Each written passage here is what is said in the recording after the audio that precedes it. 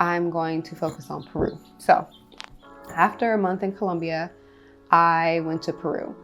I had met 2 friends there. They were traveling from LA, and we met in Cusco.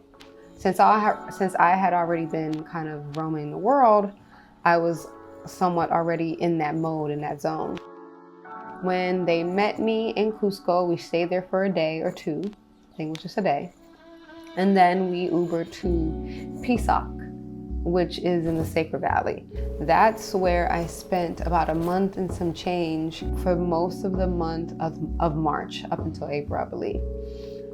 So during my time in Pisac, I was roaming with my friends at first. We caught the train to Machu Picchu, which was an incredible journey. We took the long route. We took a few buses from Pisac, which got us to the train station, in which we then took the train all the way to Aguascalientes, which is the starting point to hike and see Machu Picchu. It was funny because I had a situation where I was really close friends with one of my friends who were on the trip. We ended up getting into it. She went about her way. Me and my other friend went about our way. Never saw her again the remainder of the trip, which was great. We're still not friends to this day. Totally fine. So me and my one friend, Ashley, we decided we were gonna walk. We walked the wrong way. 2 hours in the wrong direction because we never looked at a map. We never really got the full rundown on where we were going, how it would be done, none of those things, which is fine. Because it was still a journey, it was still incredible. So little beknownst to us, so while we were walking these 2 hours, we were looking at Machu Picchu the whole time, but from the bottom. So when we got to the ending point of the 2-hour journey, someone said, hey, no, Machu Picchu is back that way. So we ended up walking 2 hours back, but what was great was that it was raining the whole time, but by the time we got back to Aguascalientes and purchased our bus ticket to finally go up and see Machu Picchu, it stopped raining. And when we got there, we pulled up, it was little to no one there because we had went so late in the day. And I remember getting to the gates or the entryway, and I remember just it being total silence. Like I could hear silence. No matter what my mind was doing, I was able to pick up on silence. It was such an incredible frequency that I don't think I've heard anywhere else. And I'm not saying that just to be saying it. It's really incredible, and you're really high up in the sky. And we spent, I don't know how long it was, just time just roaming, and it's such a incredible experience to be able to be somewhere like Machu Picchu, and just to see the ancient homes and the way it was designed and built was just an incredible experience. So after Machu Picchu, the next day we took the train back to Pisac, and me and Ashley went on a journey, and we had both participated in ayahuasca. And before you do ayahuasca, you have to fast, you have to do, have a strict diet, all these things. So we followed the rules, we did all that, and we had our ayahuasca experience. I'll talk about that another time, and it was great. The next day, it was time for Ashley to go home, and then I would stay in Pisac for another month. I rented a small cabin on the side of a mountain by a creek, and that's where I would spend the next 30 or so days, cleansing, reading, no social media, having crazy dreams, meeting great people, walking to town every day, roaming the area, roaming the, what are they called? The ruins, and just simply getting lost for about 30 days, but also finding myself within those 30 days.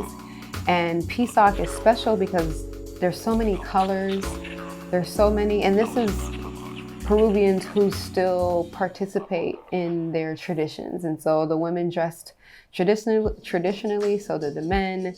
The food was amazing because it's a very natural environment. I learned during my time there that Peru has at least 4,000 types of potatoes, which I still can't wrap my mind around to this day. But I was able to meet a lot of interesting people during my time in Pisac.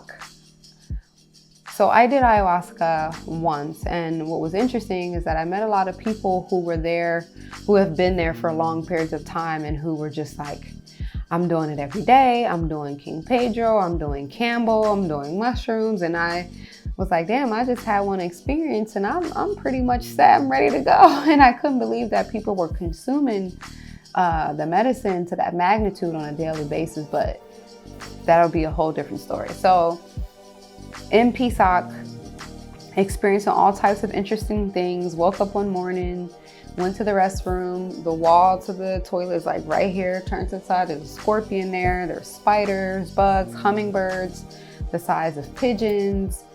And I still think about Pisac every day. I think about the Sacred Valley. When I get an opportunity to express my love for Peru or what I experienced in Peru, I get so emotional and excited because it was very much so a place where I had a lot of deep experiences alone. I did a huge CKLS cleanse, which was a big deal. I pretty much reset my entire body. I would wake up in the middle of the night to just interesting things happening outside of my window, but I was safe. And no matter the experiences that I would have, I always felt safe in Pisac in Peru. And the past few days that I was there, I made sure to really document it as much as possible. There was I'm not going to say a ceremony, but there was an event happening where people were designing these different art pieces out of sand, out of colorful sand on the street. I was able to see that. I was able to get a tattoo by an incredible tattoo artist in Peru. I forgot his name. I want to say City, but I don't want to butcher it, could be wrong. And I spent some time with him getting some work done on my back. And I also met a lot of expats who were just a breath of fresh air to hear their stories, to talk about where they came from. I met incredible people from many different countries, and Peru really did change my life, and I can't wait to go back. It's a place that I definitely think I could see myself spending a lot more time. Now, I only scratched the surface. I only went from Pisac to Cusco, Cusco to Pisac, and then obviously Machu Picchu, but I didn't even go to Lima because my flight from Bogota took me straight to Cusco. So I didn't even have to go to Lima, which I didn't experience. But there's so many parts of Peru that I did not get to see, but it's also a place that I don't feel is for the new traveler. I feel like it's a place for people who are a little more advanced, who are okay with being in environments that aren't, I'm not gonna say comfortable because I was very comfortable, but aren't the norm. Where I was, it was Western influence based off the expats and the restaurants and some of those experiences, but traditionally and culturally it was still very much so Peruvian. What I found interesting was walking through the streets and the alleys of this town, I would see in people's windows, you'd see images or figurines of Catholicism. Oh, it's always hard for me to say that. But then at the same time, I'm experiencing this deep Mayan, Aztec type of thing at the same time. So there's still so much I want to explore there, but these images that I'm showing are really just a flash or a kind of remembrance of my time there. And I would forever go back again and again and again. And I would love to experience Peru maybe with others, because as a solo traveler, like I said, I had two friends that met me there, and then they experienced some things with me, and then they went along their way. And so, hi, how are you? Good. No worries. My mail guy. Thank you. All right. I'm not cutting any of this out. But would love to go to Peru with others to be able to maybe show people around, or just maybe experience things with people now.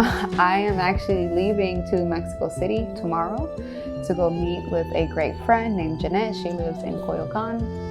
I have not been traveling at all. like I used to for a myriad of reasons. And this will be only my second international trip. And since May of last year, I went to Baja California for my birthday. And then now I'm going to Mexico City. So I will still try to get as much travel in as possible, but I do want to focus on just creating a foundation and establishing more of what I want to do here.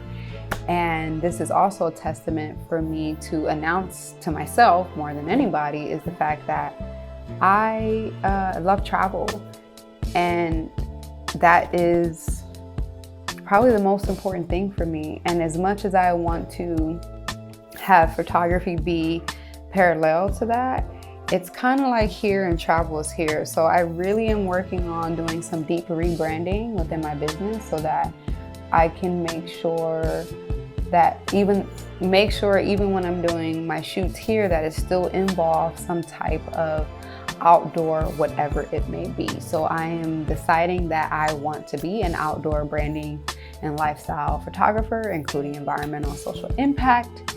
I know it's a lot, but it means that I just want to shoot outside, and I want to work with companies, people, and brands that focus on the outdoors and making sure it has a positive impact, whether it is for mental health, whether it's for sustainability, anything that deals with creating a positive footprint.